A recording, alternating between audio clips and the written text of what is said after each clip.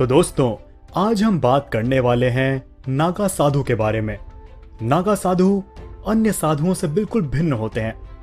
उन्हें कड़े नियमों का पालन करना पड़ता है, उसके बाद ही वे नागा साधु बन सकते हैं। भारत में 13 ऐसे अखाड़े हैं जहां पर सन्यासी लोगों को नागा साधु बनाया जाता है, मगर सभी लोगों को नागा साधु से जुड़ी बहुत सारी बातें मालूम नहीं होती। इन नागा साधु की ढेर सारी रोचक और रहस्यमयी जानकारी मैं आपको देने वाला हूं। जिसे भी नागा साधु बनना होता है, उसकी सबसे पहले यहाँ अखाड़े में ब्रह्मचर्य की परीक्षा ली जाती है। इसे 6 महीने भी लग सकते हैं और 12 साल भी लग सकते हैं। जब अखाड़े के गुरु को लगता है कि उसका शिष्य पूरी तरह से तैयार हो चुका है, उसके बाद ही गुरु उसे आगे की शिक्षा देना शुरू कर देता है।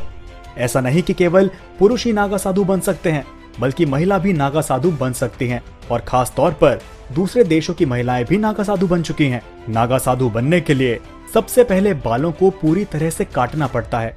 बाद में गंगा नदी में 108 बार डुबकी लगाकर स्नान करना पड़ता है, और उसके बाद में उसे 5 गुरु शिक्षा देते हैं। उसके बाद में उसका खुद का श्राद्ध कर्म पूरा करना पड़ता है, जिससे वह अपने परिवार और समाज के लिए मर जाता है। इस तरह से पिंडदान करने के बाद वह अखाड़े का साधु बन जाता है। इस विधि के बाद में उस व्यक्ति को गुरु मंत्र दिया जाता है, और उसके बाद में उसको अपना पूरा जीवन उस गुरु मंत्र के लिए देना पड़ता है। नागा साधु बनने के बाद सभी तरह के कपड़ों का त्याग करना पड़ता है, मगर किसी की इच्छा हो तो वह भूरे रंग का कपड़ा पहन सकता है। नागा साधु किसी को भी झुककर नमस्कार नहीं कर सकते, लेकिन वह ऐसा केवल किसी तपस्वी के सामने ही कर सकते हैं। नागा साधु किसी की निंदा भी नहीं कर सकते। नागा साधु दिन में केवल एक ही बार खाना खा सकते हैं। नागा साधु भिक्षा मांग सकते हैं, लेकिन वह केवल 7 घरों में ही भिक्षा मांग सकते हैं। अगर उन्हें इन 7 घरों में भिक्षा नहीं मिली तो उन्हें दिन भर भूखा ही रहना पड़ता है। नागा साधु अपने विशेष रूप से अपने तिलक पर खास ध्यान देते हैं। सभी नागा साधु हर दिन एक जैसा ही तिलक लगाते हैं। अधिकतर नागा साधु केवल कुंभ मेले में ही देखने को मिलते हैं। जैसे ही कुंभ मेला खत्म हो जाता है, वैसे ही सारे नागा साधु चले जाते हैं। सभी नागा साधु जंगल में ही सफर करते हैं।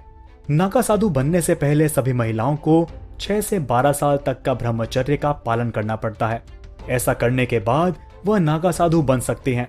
महिला को नागा साधु बनने से पहले खुद का पिंडदान करना पड़ता है। नागा साधु बनने के लिए महिला को सबसे पहले पूरे बाल काटने पड़ते हैं। उसके बाद परंपरा के अनुसार नदी में स्नान करना पड़ता है। जितना सम्मान किसी पुरुष नागा साधु को दिया जाता है, उतना ही सम्मान महिला नागा साधु को भी दिया जाता है। महिला नागा साधु और पुरुष नागा साधु में केवल एक ही फर्क है कि महिला नागा साधु पीले रंग के कपड़े पहन सकती हैं। सभी महिला साधु माथे पर टीका लगाती हैं और पीले वस्त्र पहनती हैं। महिला को सन्यासी बनाने का काम आचार्य महामंडलेश्वर को सौंपा गया है। महिला का पूरा जीवन ही भगवान को समर्पित होने की वजह से उन्हें दिन के शुरुआत में भगवान की प्रार्थना करनी पड़ती है और दिन के आखिरी में भी प्रार्थना करनी पड़ती है। जब कोई महिला नागा साधु बन जाती है तो वहां के सारे साधु उन्हें माता कह के बुलाते हैं। नागा साधु बनने के लिए महिला और पुरुष दोनों को ही एक जैसे नियमों का पालन करना पड़ता है। इन नागा साधु की एक खास बात यह है कि वह बड़ी आसानी से दिखाई नहीं देते। वह केवल कुछ विशेष अवसर पर ही दिखाई देते हैं। सभी नागा साधु केवल कुंभ मेले में ही दिखाई देते हैं, मगर कुंभ मेला खत्म होने के बाद वे जल्द ही चले जाते हैं। सभी नागा साधु केवल जंगल में ही रहते हैं।